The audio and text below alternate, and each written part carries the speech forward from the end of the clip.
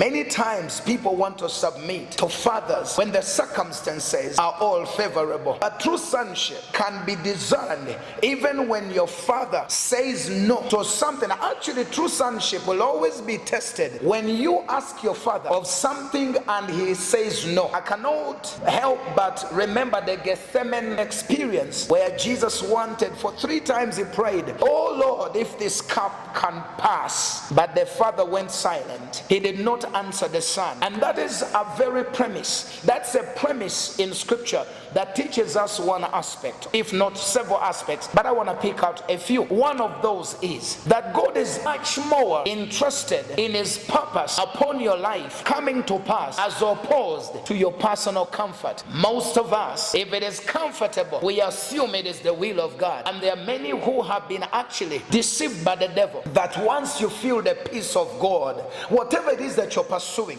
the moment you feel peace towards it, that's the will of God. I'm going to ask you a question. If that's how, the only way for you to determine the will of God, you are bound to be misled by the devil. I'm going to ask you, what was it peaceful in Gethsemane? Did Jesus feel so peaceful in yielding, or was it actually the acceptance of pain as a price that he had to pay towards the benefit, which was the destiny and the salvation of mankind? You see, destiny will always require us to come to a place. You see, destiny is the imperative, the importance to exchange a life for a goal that is worth living and dying for. And in most cases, it's never going to be pleasant. Many sons in the kingdom have exempted themselves from the place of impartation because they have refused to accept or submit to the voice, because it is not favorable to their circumstances. Ladies and gentlemen, allow me to submit to you again what I've already said. Jehovah God is more interested in his purpose. Please mark my words. I did not say he's not totally interested, but he is more interested in his purpose upon your life coming to pass as opposed to your personal comfort. Most people have gone the way of personal comfort and they have lost the assignment. I'm asking a question. Son of someone else, as me, the son of Apostle Tony Sechans, I'm asking you, you may claim he's your father, but your sonship, all of our sonship is gonna be tested to be proven whether we were fans or we were sons. And you see, God will schedule in a crisis, he will schedule in an affliction, and that's when your true sonship is going to be tested to be proven, whether you are an authentic son or whether you are just a fan. Everybody's able to obey when the conditions are favorable. Everybody's a good son until foot comes to shove. You understand? Until you get to that place in a tight corner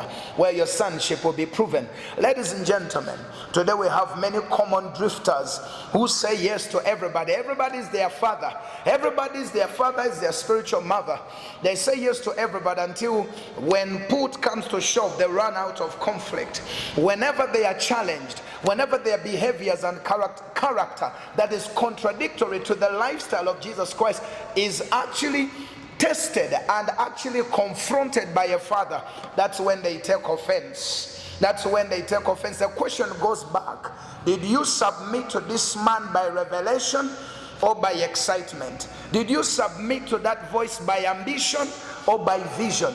You see, ambition waxes and wanes. It is vision that will sustain you in them and fortify you in the midst of tumultuous winds. Did you submit to the voice by excitement, by ambition, or by vision? Now, ladies and gentlemen, that's why today I endeavor to speak to us to understand that in this journey of life, the people you choose to follow will shape who you become, and the extent of your influence is determined by the voice that you submit to. Show me the voice of grace that you are submitted under, and I will tell you your tomorrow. I can predict your tomorrow based on the voice that you're submitted to.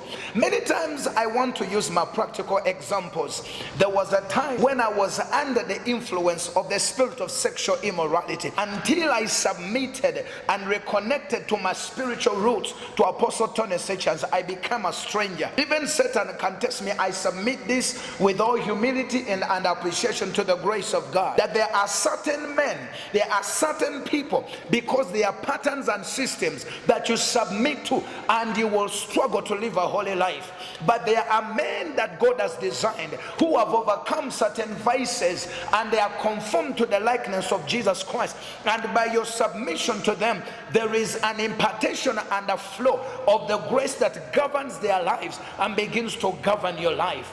I have learned firsthand. When I lost a daughter in ministry, I shut the church, shut the windows and the doors, and began to pray for 5 hours, 42 minutes, calling this woman back to life. And when she came back to life after 5 hours, guess what happened? The demon was speaking through her, and the demon said, Moses, Moses, Moses, you don't give up. If it had not been for that your spiritual father, that Tony Sechanzi, we were taking her, we were going to finish her. But that man, I remember that day, I reached out to find out, before I told my father the story, where he was. He told me that Saturday he was attending a certain wedding. The man was not in a closet in prayer, but a demon, after I have prayed for this woman 5 hours and 42 minutes, when she comes back to life, a demon manifesting through her says, if it was not that your spiritual father, that Tony Sechan's covering you, men and women of God, that taught me humility. Many times there are graces we experience, there are opportunities and doors that open for us, there are privileges, we move in certain anointings, revelations, when the heavens are open for us, and we assume it is because of my prayer, it is because of my intellect, it is because of my fasting. Yet many times, little do we know that we are riding on the graces of certain men that we are submitted under. That day, even if it is me who prayed for 5 hours, 42 minutes for her to come back to life, guess what? The demon did not acknowledge my prayer. He said, that your father, that's Sechanzi. Ladies and gentlemen, that I use it to say this. There are many battles we have won simply because God has already set a system in place and a pattern through which, of fatherhood, through which grace is transferred. I learned from my mentor, who was also given to me and connected to me by my spiritual father, Apostle Richard Mayanja, teaches and says that God is a generational God. He's a God of Abraham, Isaac, and Jacob. God is a generational God. So God does not waste grace. What he has imparted in this man, he intends, because grace is progression and it's transferable. It has to be transferred from one man to another. And once it is transferred to a son, the son must multiply that grace and pass it on to their children, and everything becomes better and better, from glory to glory to glory, from strength to strength, from faith to faith, from grace to grace. Glory be to God. The question is now, do you seriously and genuinely submit under that voice? Today, let me help you. There are many people who are being assaulted, though under covers of genuine men of God who are after the heart of Jesus Christ. But you know why? They submit in formality and not actually, not by revelation and in authenticity. And Satan sees you. Let me show you one of the things I mean. You cannot claim that you are submitted to a voice as a son and you gossip that voice. You are wasting time. You have ripped and opened the gap for the enemy. It's just a matter of time before the enemy touches you or touches your family, because you err, because you don't understand the scriptures. Jesus told John the Baptist, or suffer us. When John the Baptist says, I cannot baptize you, but Jesus needed to follow principle. I said, suffer us to fulfill all manner of righteousness. Jesus himself said, suffer us. The hands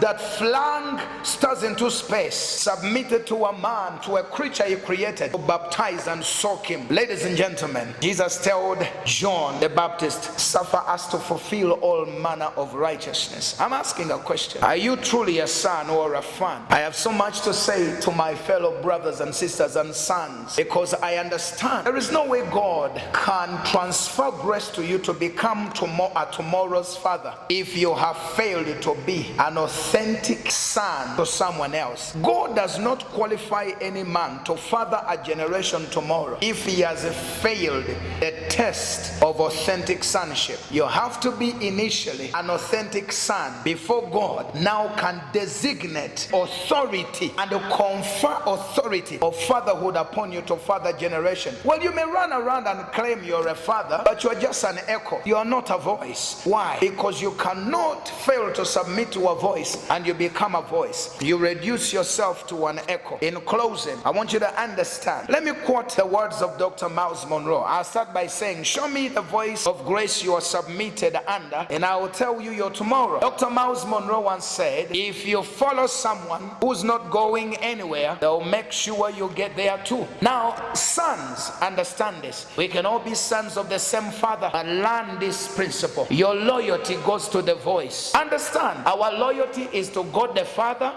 the voice God has ordained to speak into our lives.